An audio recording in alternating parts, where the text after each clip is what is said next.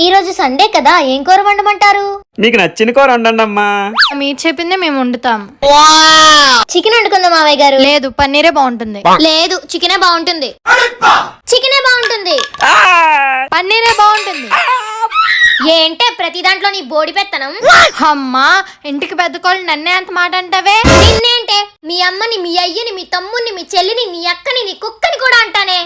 నేనేమైనా తక్కువ తిన్నానంటే? నిన్ను, నీ మొగుడిని, మీ తాతని, మీ బామ్మని, మీ చెల్లిని, మీ పిల్లిని కూడా తిడతానే.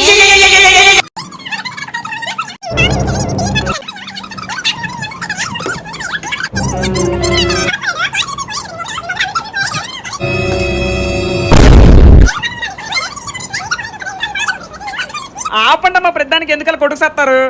అయినా ఇదంతా మీ వల్లే వచ్చింది. ఏది వండి పడితే తినచ్చు కదా. అయినా ఈ ముసలాడితో మనకెందుకు పదా.